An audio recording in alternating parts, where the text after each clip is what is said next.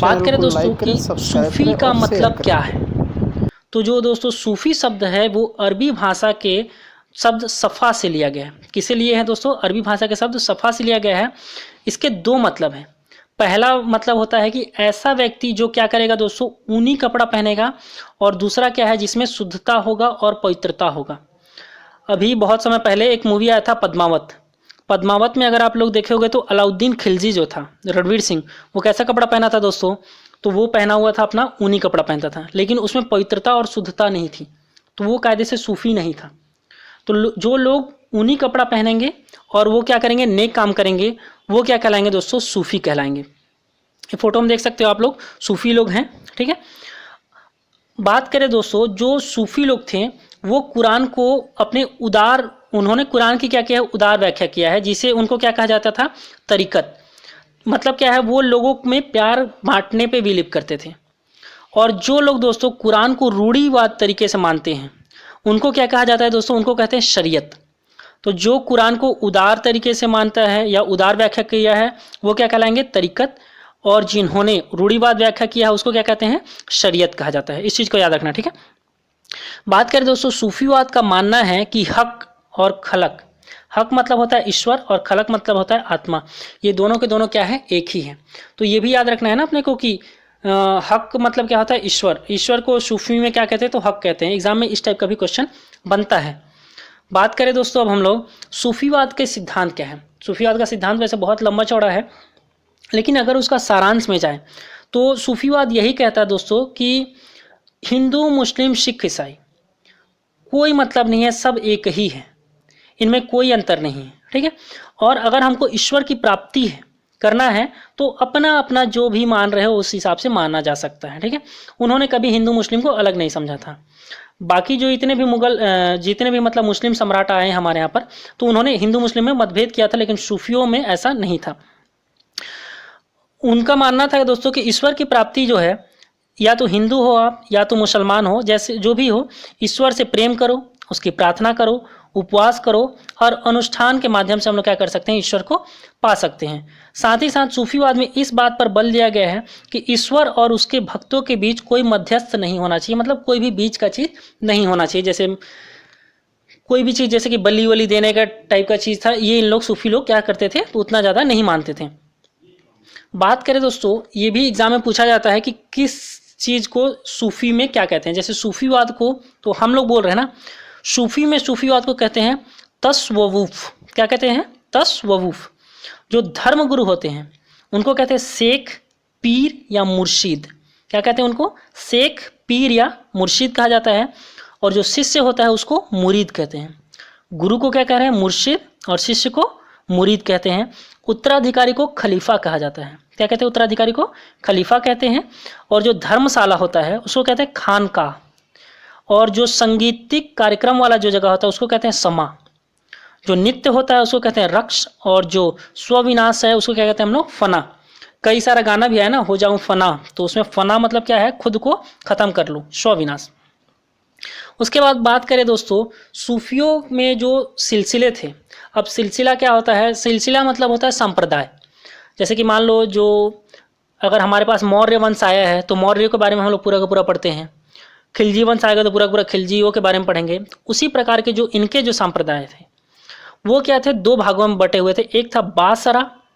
बासरा लोग क्या होते थे दोस्तों? इस्लामी सिद्धांतों के समर्थक थे। इन लोग इस्लाम के नियमों को मानते थे पूरा पूरा। और एक थे बेसरा। बेसरा मतलब क्या है? वो इस्लाम के सिद्धांतों को बंधे नहीं थे, इस्लामिक थे, मुसलमान ही थे, लेकिन एकदम रूढ़िवाद तरीके से नहीं मानते थे इन लोग। तो जो सूफी था वो दो भागों में बांटा हुआ था, एक बासरा और एक बेसरा। ठीक है, तो अब हम लोग देखते हैं दोस्तों विभिन्न सूफी सिलसिले, मतलब विभिन्न सूफी संप्रदाय, उनके संस्थापक कौन कौन थे और उनके क्या क्या आदर्श रहे होंगे। बात करें दोस्तों, सबसे पहला और सबसे इंपॉर्टेंट, बहुत बार एग्जाम पूछता है, वो है चिश्ती संप्रदाय। ठीक है, जो चिश्ती संप्रदाय का जो एक्चुअल संस्थापक था वो था अपना शेख अब्दुल चिश्ती। वो कहाँ पर उसने स्थापना किया था चिश्ती संप्रदाय का? तो ईरान में किया था।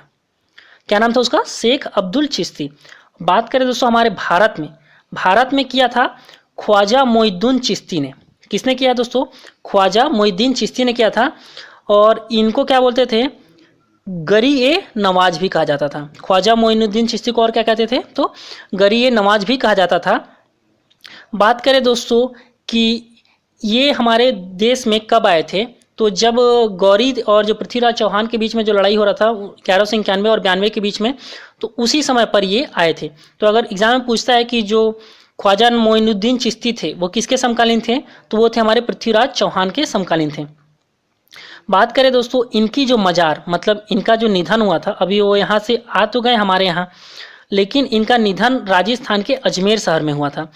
और ये माना जाता है कि मोइनुद्दीन चिश्ती जो थे इनका जन्म कई जगह पर लिखा रहता है कि पर्शिया के रिस्तान में क्षेत्र में हुआ है, और कुछ लोग मानते हैं कि ईरान के इस्फहाना में नगर में हुआ है। ठीक है, कायदे से इनका जन्म ईरान में ही हुआ था। ठीक है, अलग अलग पुस्तकों में अपने को अलग अलग मिलते रहता है।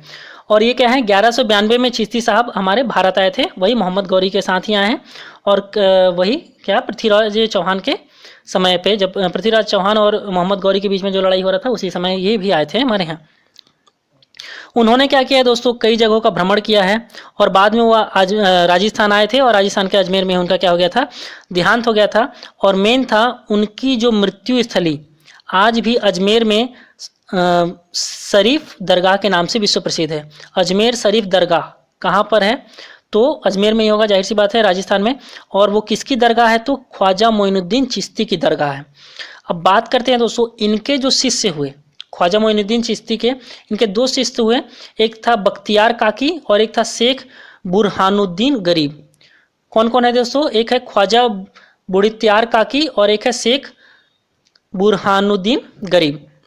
बात करें दोस्तों जो बख्तियार काकी और जो शेख बुरहानुद्दीन गरीब थे, उसमें जो ख्वाजा बख्तियार काकी जो था वो इल्तुतमिश का समकालीन था। किसका समकालीन था दोस्तों, वो था इल्तुतमिश का समकालीन था। इल्तुतमिश का शासनकाल कब से कब तक रहा है दोस्तों, तो 1210 से लेकर के 1236 तक था इल्तुतमिश का शासनकाल, इस चीज़ को याद रखना। ठीक है, अब जो दोस्तों जो बुड़ित्यार काकी का जो शिष्य था वो था फरीद।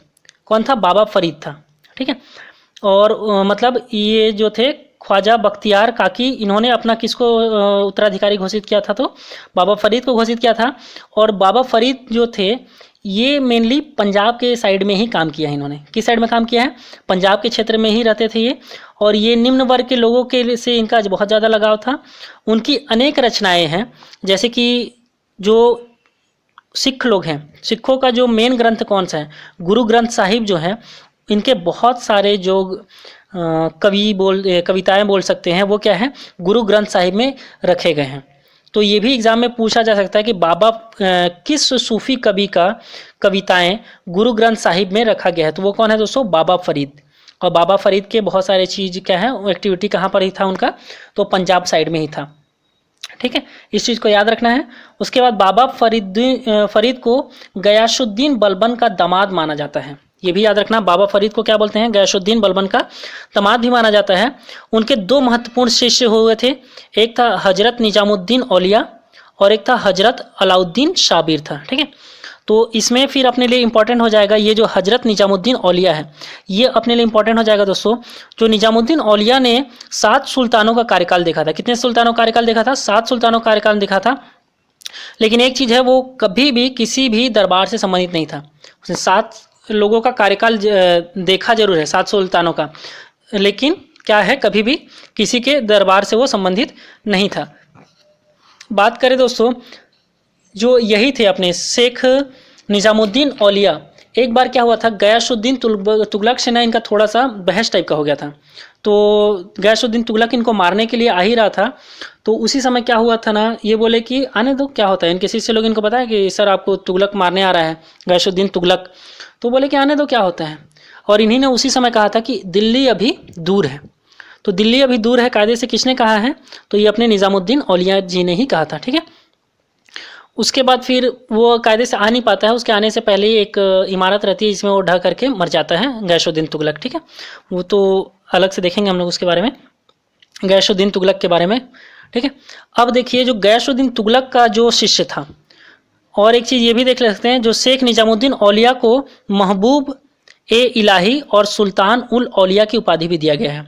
तो शेख निजामुद्दीन औलिया को कौन कौन सा उपाधि मिला है, एक है महबूब ए इलाही और एक है सुल्तान उल औलिया की उपाधि दिया गया है।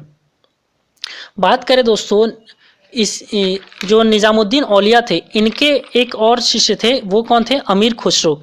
अमीर खुसरो ने 8 सुल्तानों का शासन देखा था, ठीक है। और अमीर खुसरो पहला मुस्लिम कवि था जिन्होंने हिंदी शब्दों का खुलकर प्रयोग किया था। वह पहले व्यक्ति थे जिन्होंने हिंदी, हिंदवी और फारसी के में एक साथ लिखा। उन्हें खड़ी बोली में के आविष्कार का श्रेय भी दिया जाता है। तो खड़ी बोली के आविष्कार का श्रेय किसको जाता है? अमीर खुसरो को ही जाता है। और वे अपनी पहेलियाँ और मुकरियों के लिए जाने जाते हैं।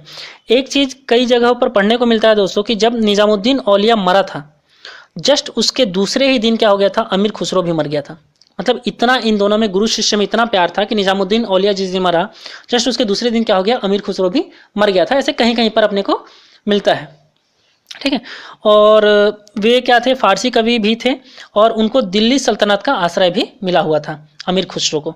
इस चीज़ को याद रखना है, ठीक है। इसके बाद और है जो निज़ामुद्दीन औलिया के अन्य शिष्य और भी थे, जैसे कि थे एक शेख बुरहानुद्दीन गरीब था, ठीक है। उसका केंद्र था दौलताबाद साइड का एरिया था।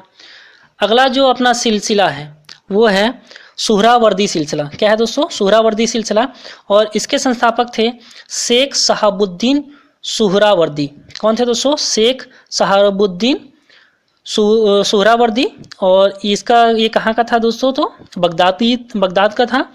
और भारत में बात करें सुहरावर्दी सिलसिला के जनक कौन है, तो वो थे शेख बहाउद्दीन जकारिया। कौन है दोस्तों? शेख बहाउद्दीन जकारिया थे। इनका केंद्र कहाँ पर था? मुल्तान साइड में है। और मुल्तान कहाँ पर है? तो दोस्तों पाकिस्तान में है। याद रखिएगा, वीरेंद्र सहवाग ने, पहला भारतीय जिसने 13 शतक मारा था, वो कौन था? वीरेंद्र सहवाग ने मारा था। और वीरेंद्र सहवाग को क्या बोलते हैं? मुल्तान का सुल्तान। तो याद रख सकते हो, शेख बहाउद्दीन जकारिया कहाँ से था? तो मुल्तान से था, ठीक है। और बात करें दोस्तों, ये जो इल्तुतमिश था, इल्तुतमिश ने इन्हें शेख उल इस्लाम की उपाधि दिया था। तो शेख बहाउद्दीन जकारिया किसका समकालीन था? तो वो इल्तुतमिश का समकालीन था। और इल्तुतमिश ने उसको क्या चीज़ का उपाधि दिया है दोस्तों? तो शेख उल इस्लाम की उपाधि दिया है, ठीक है। ये चीज़ याद रहेगा अपने को।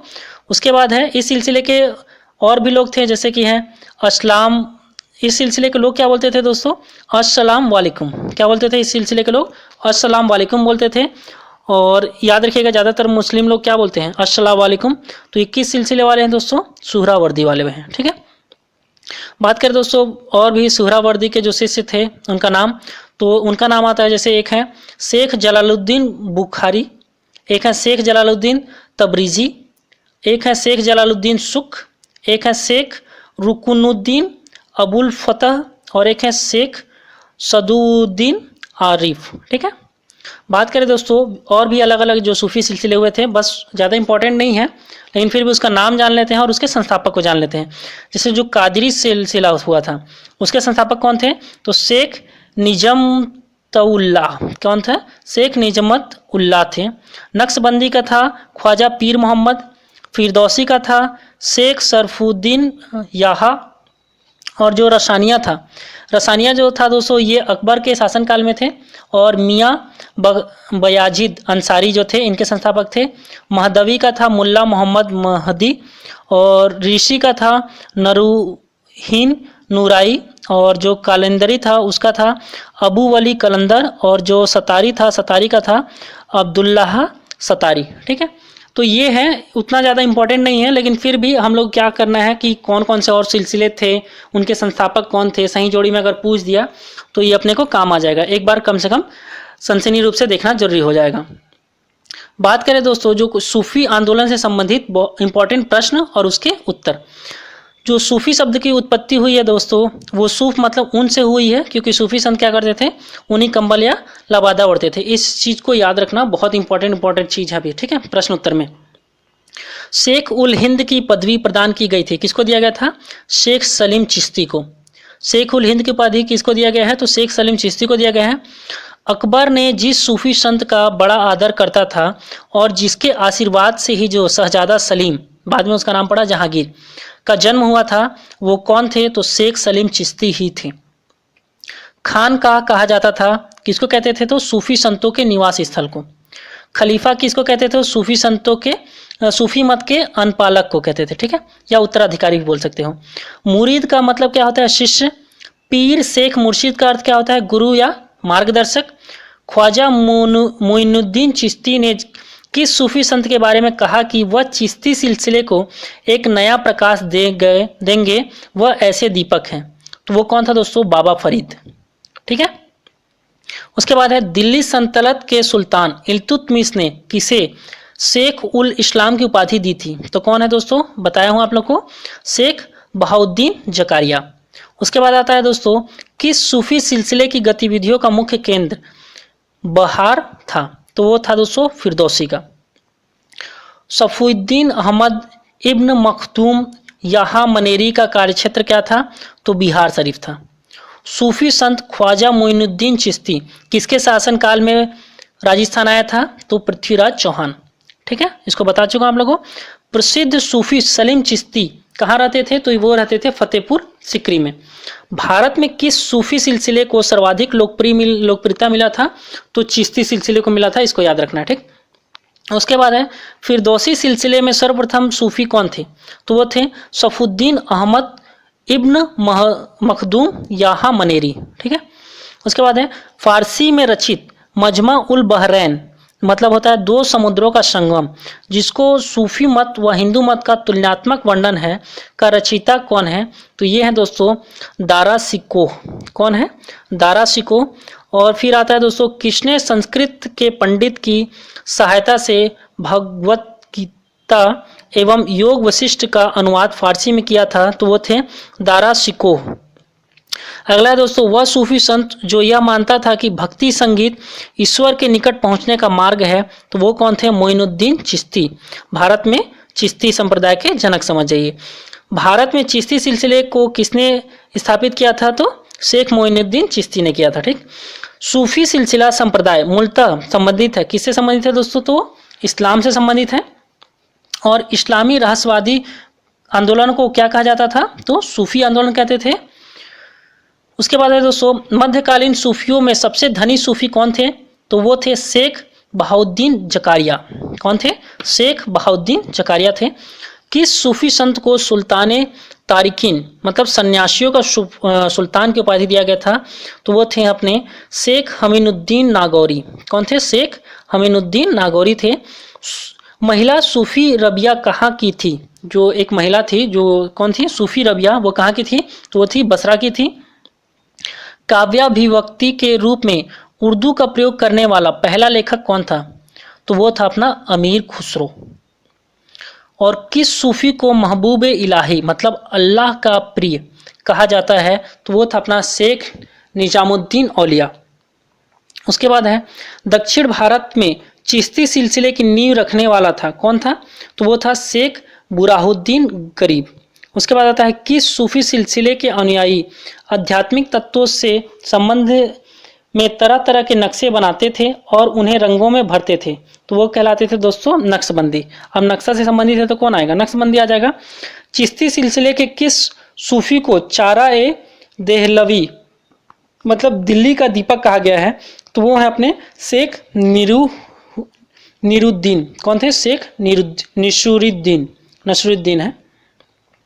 उसके बाद है किस सूफी सिलसिले के अनुयायी आध्यात्मिक तत्वों से संबंध में तरह तरह के नक्शे बनाते थे और उसे रंगों से भरते थे? तो वही आ जाएगा अपना नक्शबंदी। और चिश्ती सिलसिले के किस सूफी को चाराए देहलवी या दिल्ली का दीपक कहा जाता था? तो वो है शेख नसरुद्दीन।